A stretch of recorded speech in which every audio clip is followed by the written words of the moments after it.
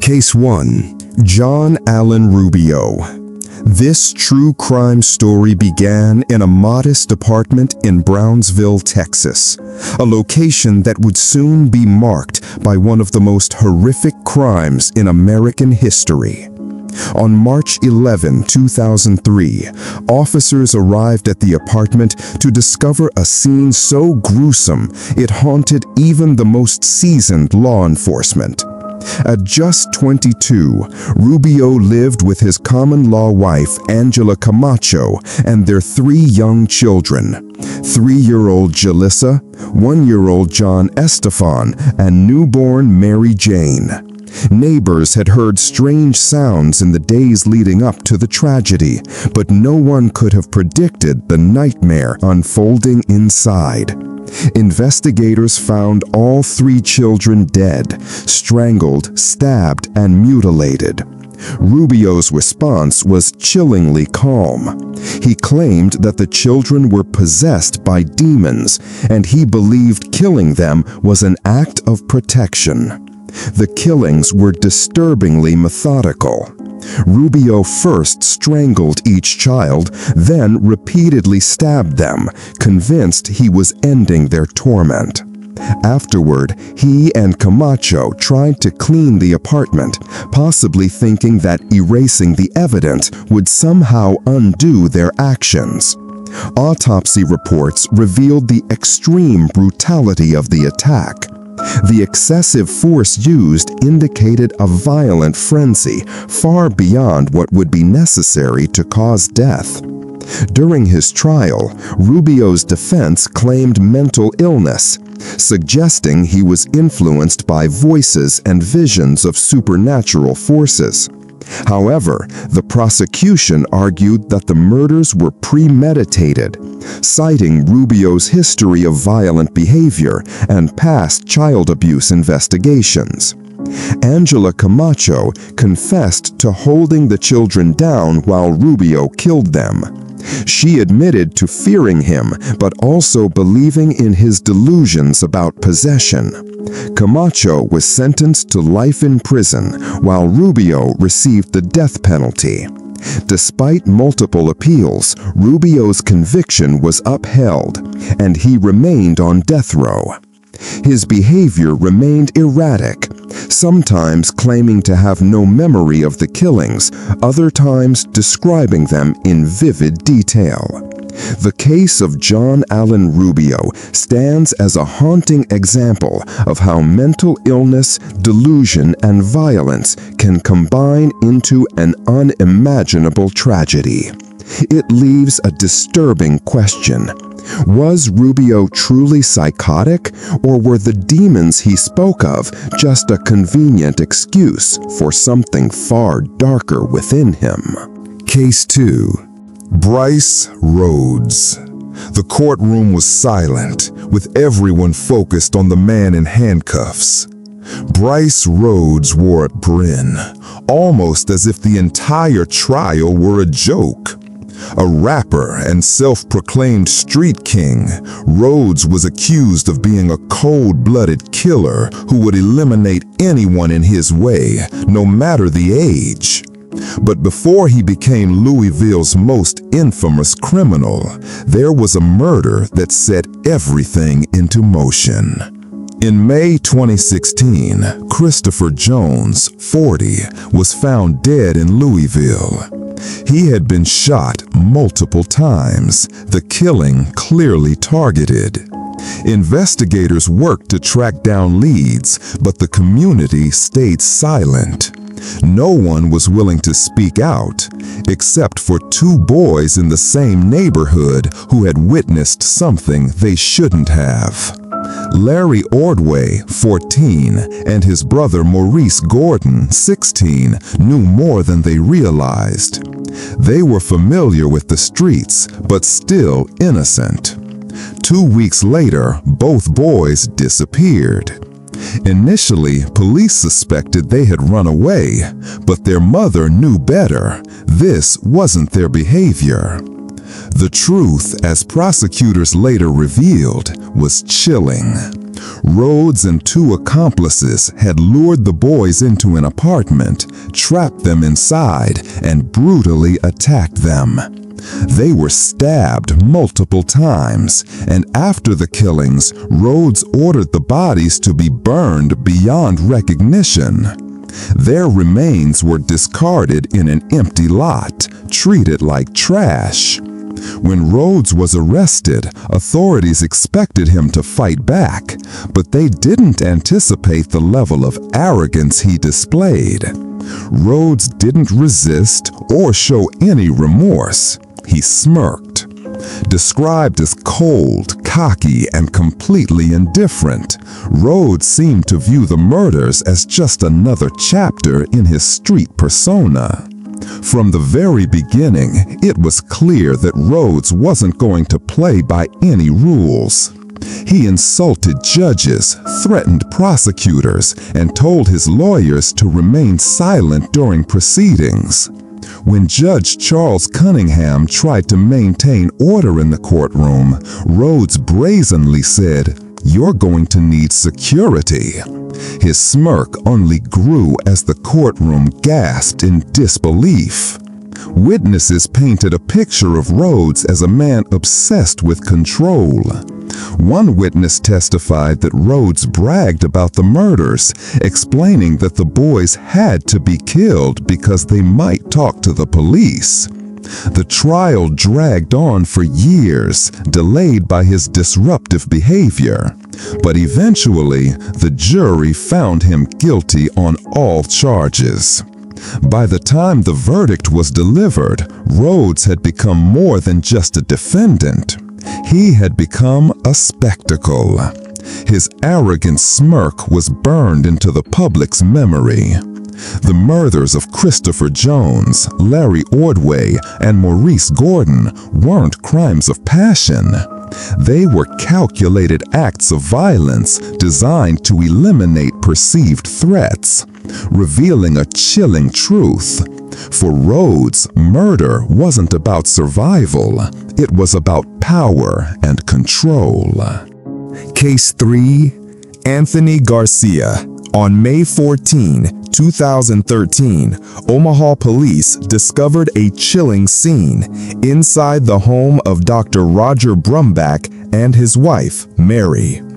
The couple had been brutally murdered in what appeared to be a personal attack. There was no sign of forced entry or a robbery gone wrong, leading detectives to believe this was a message rather than a random crime. A small detail caught their attention: a file folder with university documents scattered across the floor. As the investigation progressed, authorities realized this wasn't the first time a member of Omaha's medical community had been targeted. In 2008, Dr. William Hunter, a respected physician from Creighton University, returned home to find his young son, Thomas, and housekeeper Shirley Sherman murdered in a similar fashion. That case had gone cold, but now the connection between these two crimes became undeniable. The common thread between the victims was Creighton University's pathology department. Investigators began combing through personnel records, searching for someone who may have held a grudge. One name emerged repeatedly: Anthony Garcia. Garcia had once been a promising medical student, accepted into the university's prestigious pathology residency. However, after a series of unprofessional behaviors and issues with colleagues, including Dr. Hunter and Dr. Brumbach, he was expelled from the program in 2001. Garcia's career and life spiraled into chaos, but instead of moving on, he nurtured a bitter obsession with revenge over the next decade. Evidence soon linked Garcia to both murders. Phone records, witness testimony, and surveillance footage from a hardware store showed Garcia purchasing tools believed to have been used in the killings. After the 2013 murders, Garcia was arrested for drunk driving in Illinois, where police found a handgun, ammunition, and a list of names, including those associated with Creighton University's pathology department. It was clear that Garcia had been planning more attacks. The trial, which began in 2016, captivated the state. Prosecutors described Garcia as a cold, calculated killer who had waited years to exact his revenge. The 2008 murders were seen as a way to terrorize Dr. Hunter by taking away his loved ones. Garcia's actions culminated in the 2013 murders of Dr. Brumbach and his wife. After deliberating for just over a day, the jury convicted Garcia on all counts. In 2018, he was sentenced to death, and the judge condemned his crimes as incomprehensible. Despite the verdict, Garcia showed no emotion, leaving investigators to wonder if he had more victims planned had he not been stopped. Case 4. Jaime Osuna. When law enforcement officers enter crime scenes, it's rare for them to be visibly shaken. Yet, when they entered Room 9 at the El Morocco Motel in Bakersfield, California, even the most experienced detectives were left stunned. There, on the bed, lay the body of 36-year-old Yvette Pena. She wasn't just dead, she had been brutally tortured and mutilated. Her body bore the marks of deliberate, calculated cruelty. And the killer left behind a horrifying signature, a sadistic theatricality that would come to define his actions. That man was Jaime Osuna. Born in Bakersfield in 1988, Osuna's upbringing was filled with violence and instability. From a young age, he exhibited a disturbing fascination with destruction, boasting about inflicting harm and admiring infamous serial killers. Friends and family later revealed that he took pride in being feared, a characteristic that would eventually spiral into something much darker. In March 2011, Yvette Pena, a mother of 6 struggling with addiction, crossed paths with Osuna. What occurred inside that motel room was not a crime of passion, but a performance. Investigators later uncovered that Pena was bound, slashed, stabbed, and tormented for hours. Her wounds appeared designed to prolong her suffering. When Osuna finally ended her life, he displayed her body in a mocking, degrading manner. Then he vanished. Months later, when Osuna was caught, he didn't just confess, he reveled in it. In court, he laughed, grinned, and made obscene gestures toward Pena's family. His body was covered in tattoos, including a grotesque jester mask, contributing to his nightmarish image. Osuna called himself a torture killer, proudly boasting about the pleasure he took in causing pain. He pleaded guilty to avoid the death penalty and was sentenced to life in prison without parole. But prison didn't tame Osuna. It fueled his violent tendencies. In 2019, Osuna was transferred to the notorious California State Prison in Corcoran, a facility housing some of the nation's most violent inmates. His new cellmate, 44-year-old Luis Romero, was serving life for murder. On March 8, 2019, Osuna carried out a premeditated attack on Romero. For hours, he tortured him, mutilating his body in a grotesque display reminiscent of his earlier crime. Romero's head was severed, his eye removed, and parts of his body were missing. Osuna carried out the murder without alerting guards, executing it with chilling calm. After Ramiro's death, Osuna proudly claimed responsibility and showed no remorse. Legal proceedings were delayed as his mental competence was questioned, but many believed his insanity was part of his calculated act. To the public, he was seen as the embodiment of pure evil, a label he embraced with pride. Osuna kills not for revenge, money, or survival. He kills because he enjoys it. Behind prison, he waits, ready for his next performance. For him, prison is just another stage for his reign of terror. Case 5. Jerrod Murray. Jerrod Murray's crime was driven by something cold and unsettling: curiosity. Unlike most killers, his actions weren't born out of anger or revenge, but from a deep, morbid desire to understand what it felt like to take a life. For weeks leading up to December 5th, 2012, Murray couldn't stop thinking about it. What would it be like to kill someone? What would happen afterward?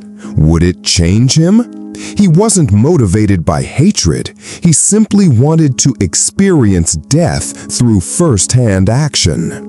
That evening, Murray approached 18-year-old Jerrod Sanchez with an offer: a $20 ride. Without suspicion, Sanchez agreed, and they set off into the cold Oklahoma night. The drive began calmly, with music playing and small talk between the two. But as the miles passed, Murray's mind was elsewhere, rehearsing the moment that would change everything. When they reached a remote stretch of road outside Ada, Murray made his move. He pulled a gun from beneath his hoodie and demanded Sanchez stop the car. The desolate, empty fields provided the only witnesses. Sanchez, confused and scared, likely wondered what was happening, but there was no mercy. The first shot rang out, tearing through the night. Sanchez slumped forward, blood staining the steering wheel. But Murray wasn't finished. He fired a second shot to ensure his victim was dead. Afterward, he dragged the body from the car and left it in the field. The silence returned to the area as Murray resumed the drive, now calm, as though nothing had happened. Hours later, during a routine traffic stop, Murray was arrested. Rather than panicking, he calmly confessed. He explained that he'd planned the murder out of curiosity, not malice. There was no hesitation in his words, no remorse, just a chilling clarity in his admission. During his trial, psychiatrists testified that Murray suffered from severe mental illness, but the prosecution painted a different picture: a young man who meticulously planned a murder simply to satisfy his curiosity of death. The jury sided with the defense, finding him not guilty by reason of insanity, and Murray was committed to a psychiatric facility. His case left lingering questions. Was he truly insane, or was his chilling confession a defense tactic? For Jerrod Sanchez's family, the pain of losing their loved one to an experiment of dark curiosity remains unanswered and unresolved. Jerrod Murray's story forces us to confront the darker aspects of the human mind, where curiosity can blur the line between madness and evil. Case 6. Dale Cregan. Dale Cregan's name is etched in modern British criminal history for his shopping and brutal acts. Born in 1983, Cregan quickly rose through the ranks of Manchester's criminal underworld, notorious for his intimidating appearance, including a glass eye replacing his left one. His violent nature culminated in a series of murders that left the nation in horror. In May 2012, the Short family, well-known figures in Manchester's drug trade, became Cregan's first targets. Mark Short was gunned down at the Cotton Tree pub, and just months later, his father, David Short, was killed in broad daylight with a military-style grenade. This marked the first such grenade attack in the UK, and the blast left an indelible scar on the local community. Behind these killings was Cregan, who held a deep vendetta against the Shorts. However, his violence didn't stop there. On September 18, 2012, Cregan lured two unarmed police officers, Nicola Hughes and Fiona Bone, to a fake burglary scene. Once they knocked on the door, Cregan opened fire with a Glock pistol, firing 32 rounds in 31 seconds before throwing a grenade into the room. Both officers were killed instantly. The murders sparked widespread shock and a massive manhunt for Cregan. Later that same day, he surrendered to police, remaining calm and unrepentant. At his 2013 trial, witnesses described his cold demeanor, gang affiliations, and the meticulous planning behind the murders. Forensic experts detailed his use of firearms and explosives, painting a chilling portrait of a man who embraced violence as a weapon of terror.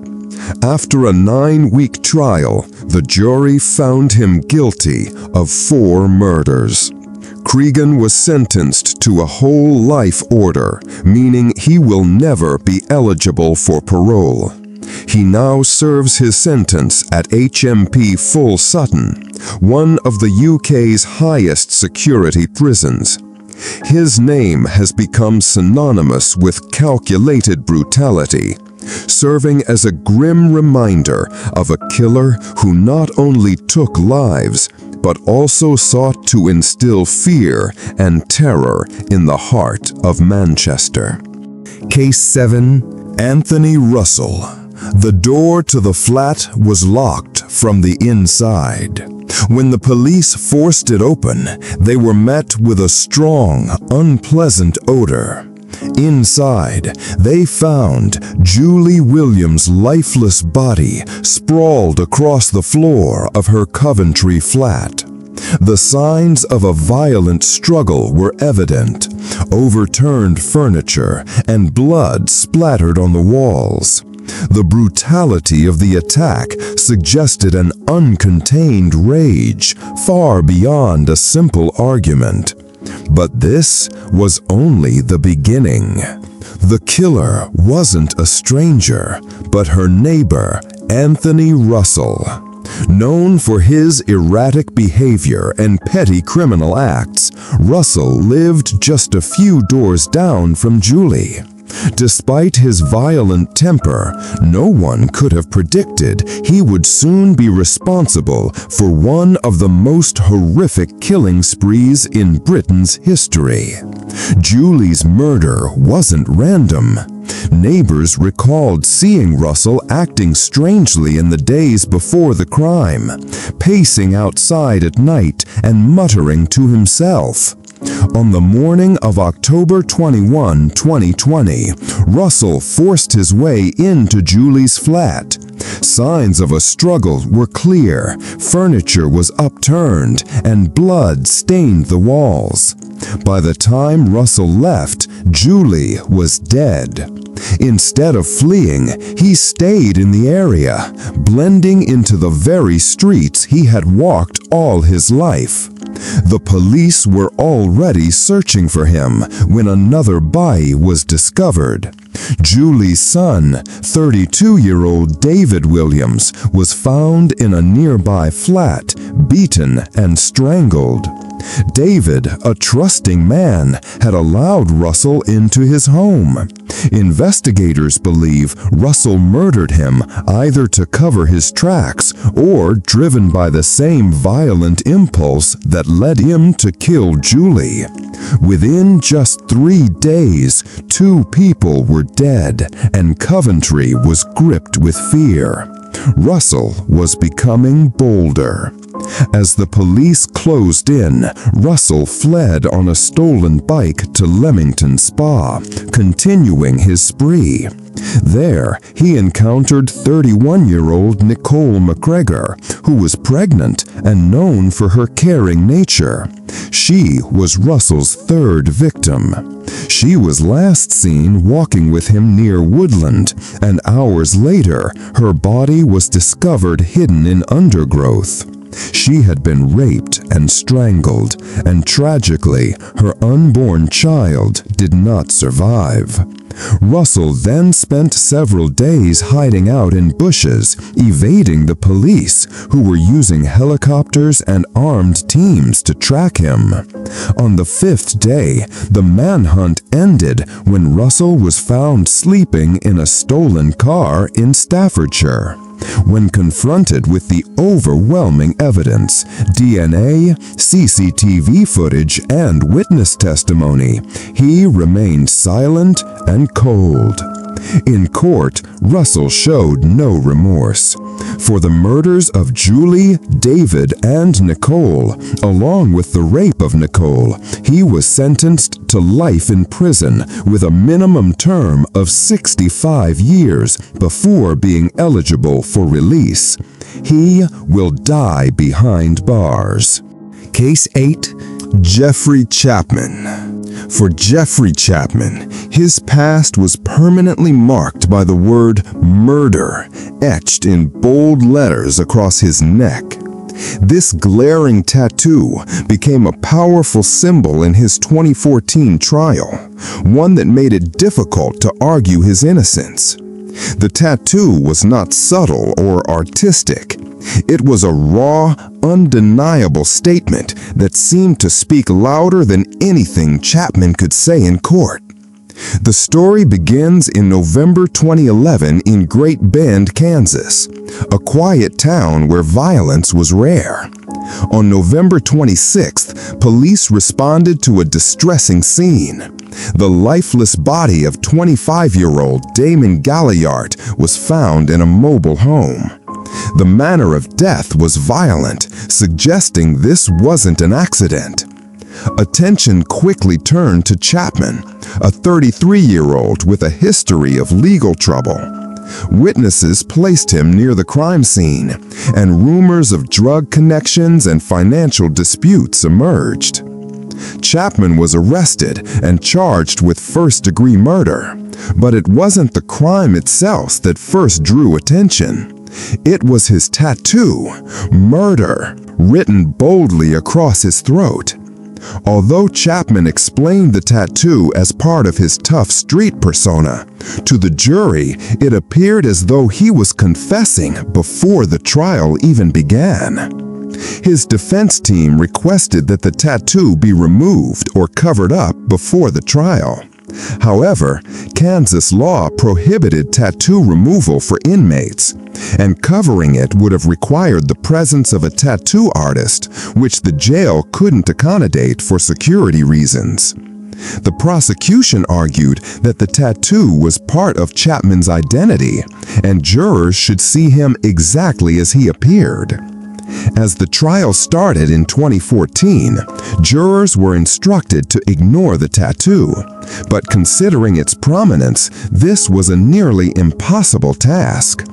The prosecution built a strong case, with witnesses placing Chapman at the crime scene and suggesting possible drug and robbery motives. Meanwhile, Chapman's behavior after the murder, including attempts to cover up his actions, further fueled suspicion.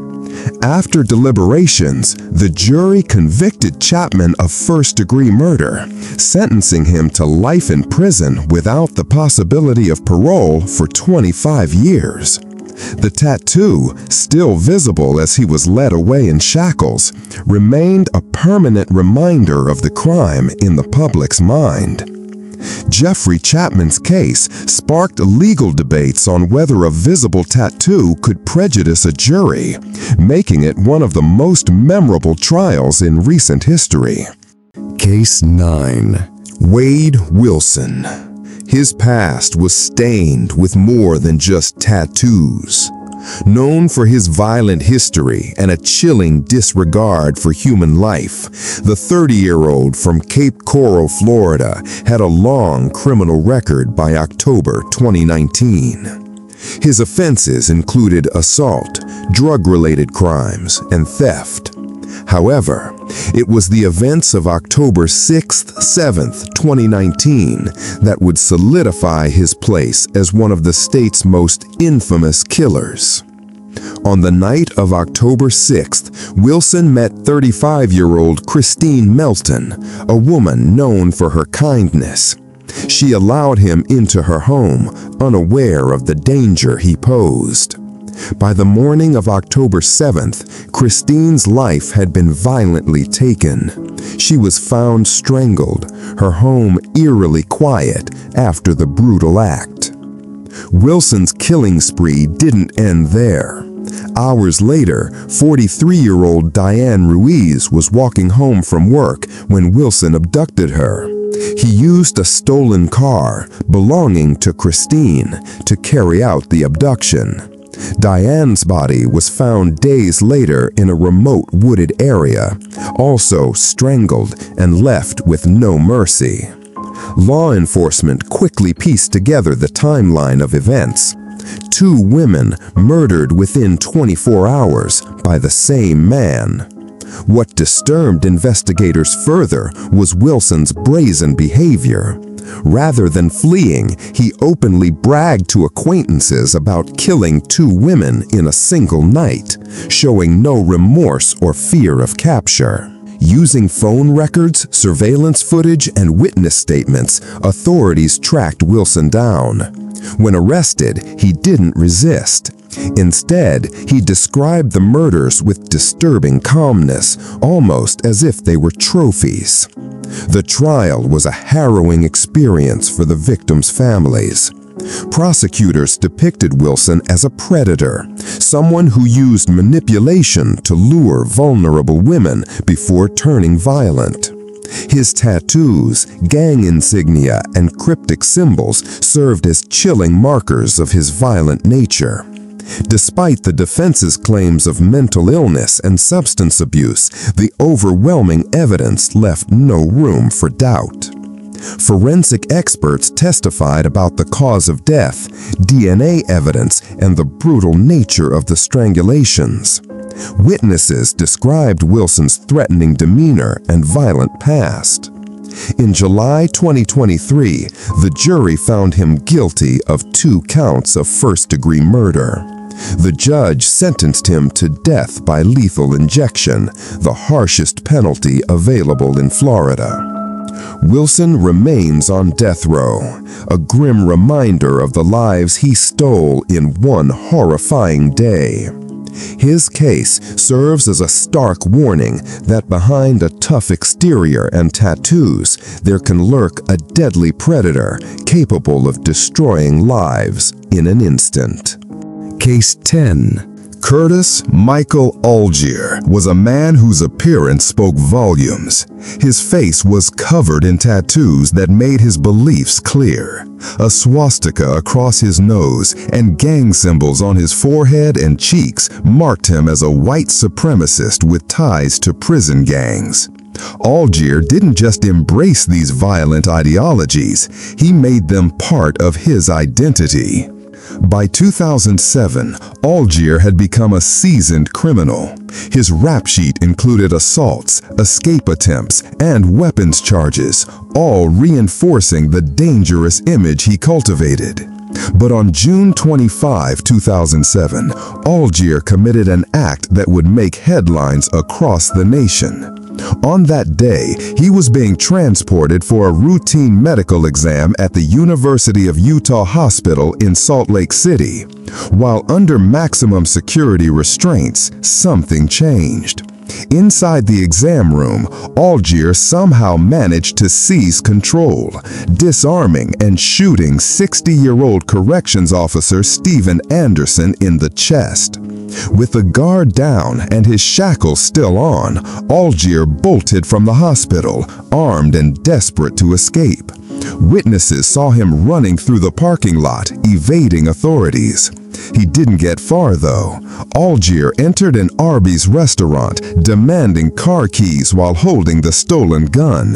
One employee hesitated and refused, and that moment gave police the chance to close in. Allgier tried to flee through the back door, but he ran directly into a SWAT team and was quickly surrounded. There was no violent confrontation. Allgier surrendered. Allgier's violent escape and the killing of a corrections officer cemented his place in Utah's criminal history. During his trial, the evidence against him was overwhelming, and Allgier pleaded guilty to aggravated murder, aggravated escape, and weapons charges. He was sentenced to life in prison without the possibility of parole. Inside the prison, Allgier has not changed. He remains defiant and dangerous, with his tattoos and violent past making him a constant subject of close monitoring. Curtis Michael Allgier's actions have shown that, given any opportunity, he will take it, no matter the cost. Case 11, Eric R. Holder, Jr. On March 31, 2019, outside Marathon Clothing in South Los Angeles, a peaceful Sunday afternoon was shattered. Fans gathered to meet Nipsey Hussle, the Grammy-nominated rapper and entrepreneur known for his efforts to uplift the community. But within minutes, tragedy struck, and Nipsey, a beacon of hope for the neighborhood, was gone. Eric R. Holder, a 29-year-old man with ties to the same street gang Nipsey had grown up around, walked into the scene. Holder and Nipsey shared a complicated history, and according to witnesses, they exchanged words about a rumor that Holder had been cooperating with the police. In gang culture, such accusations can destroy a person's reputation. Nipsey, reportedly calm, told Holder, "You need to handle that paperwork," which Holder took as a public insult. Moments later, Holder returned armed with both a semi-automatic pistol and a revolver. Surveillance footage captured his methodical attack as he walked directly toward Nipsey and opened fire. Nipsey collapsed, but Holder circled back to fire again and kicked him in the head before fleeing to a waiting car. Two bystanders were also wounded but survived the assault. The once quiet neighborhood erupted in chaos. People screamed, dove for cover, and rushed toward Nipsey's body. To understand the weight of this moment, one must understand who Nipsey Hussle was. He was not only a rapper, but an activist, an entrepreneur, and a man dedicated to rebuilding his community. Nipsey invested in real estate, created jobs, and worked to broker peace between rival gangs. His death wasn't just the loss of a musician, it was a blow to an entire community. Holder was arrested 2 days later in Bellflower, California, without resistance. His trial, which began in June 2022 after several delays, saw intense emotion from Nipsey's family, fans, and the hip-hop community. The prosecution presented a strong case with surveillance videos, ballistic evidence, and witness testimony. In July 2022, Holder was convicted of first-degree murder for killing Nipsey, along with 2 counts of attempted manslaughter for injuring bystanders. In February 2023, Holder was sentenced to 60 years to life in prison. For Nipsey's loved ones, the conviction provided justice, though it could not fill the void left by his death. Nipsey's influence only grew after his passing, with murals, ongoing business ventures, and his messages of ownership and self-determination continuing to inspire. Meanwhile, Eric Holder's life in prison serves as a stark reminder of how one moment of rage can destroy multiple lives. Case 12, Jason Barnum, known as Eyeball due to his tattooed right eye, was a criminal whose appearance alone screamed trouble. His face was covered in tattoos, but it was his eye, completely blackened with ink, that captured the essence of his dangerous lifestyle. By 2012, Barnum had built a criminal reputation in Anchorage, Alaska, with a history of burglaries, car thefts, and drug offenses. In September of that year, police in Anchorage were investigating a series of bold home invasions where burglars broke into homes while the residents were inside, stealing firearms, electronics, and cash. Their trail led to the Merrill Field Inn, a rundown hotel known to house criminals. Inside room 209, Barnum was found with 2 accomplices, surrounded by stolen goods and weapons, the air thick with cigarette smoke. He wasn't going back to prison without a fight. When the police knocked, Barnum reacted quickly. Without warning, he grabbed a pistol and opened fire. The shots echoed through the hallway, striking one officer in the back and narrowly missing another. The officers took cover as the chaos unfolded, and Barnum continued to fire, his blackened eye glaring through the smoke. It took a coordinated effort for the officers to finally subdue him. Barnum fought back aggressively, resisting arrest with cursing and spitting, until he was finally pinned and cuffed. His weapon lay empty on the floor, and the smell of gunpowder filled the room. During the trial, the prosecution had solid evidence, including ballistics, eyewitness testimonies, and Barnum's own admissions. His tattooed right eye became a symbol of his dangerous nature in the eyes of the jury. On the witness stand, Barnum showed no remorse, bluntly stating, "I was doing crimes because I needed money. I'm not sorry for surviving."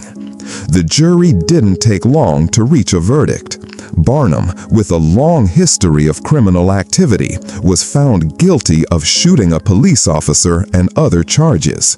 The judge, looking at Barnum, declared, "Society needs to be protected from you."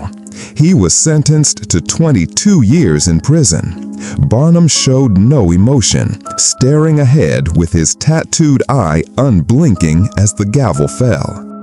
Case 13. Stephen Nicholson. The tragic story of 13-year-old Lucy McHugh began with what should have been a routine summer walk, only to end in her body being discovered in the woods. Lucy, a vibrant teenager full of dreams, was meant to have a bright future ahead of her. But on July 25, 2018, all that was taken by Stephen Nicholson, someone who should have protected her. Lucy's death shook her family and the nation. That day, she left her home just like any other summer afternoon, wearing her usual clothes and walking through her neighborhood. What she didn't know was that Stephen Nicholson, a family friend and lodger in her house, had been watching her for months. Nicholson, a 24-year-old man with tattoos and a BMX bike, appeared to be just another young man getting by. But inside, he was a predator who viewed Lucy as nothing more than prey. When Lucy didn't come home, her family immediately began searching, calling friends and neighbors. But 24 hours later, a dog walker discovered her body near Southampton Sports Center. The brutality of the crime was shocking. Lucy had been stabbed 27 times. The question on everyone's mind was, who could do such a thing to a child?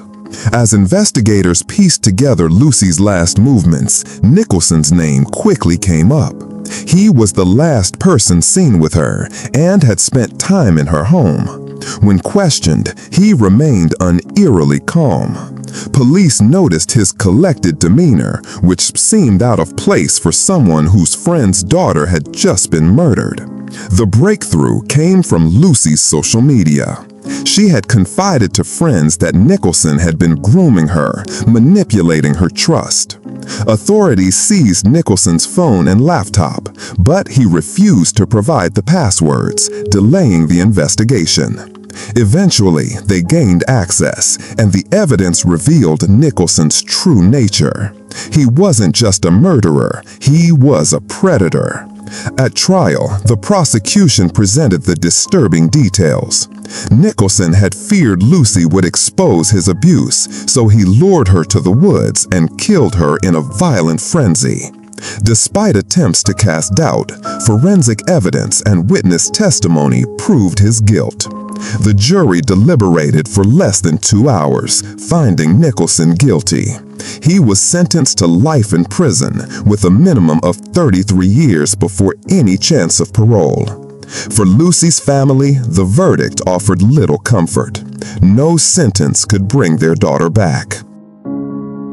These men committed truly evil crimes, and I believe the punishment they received was deserved.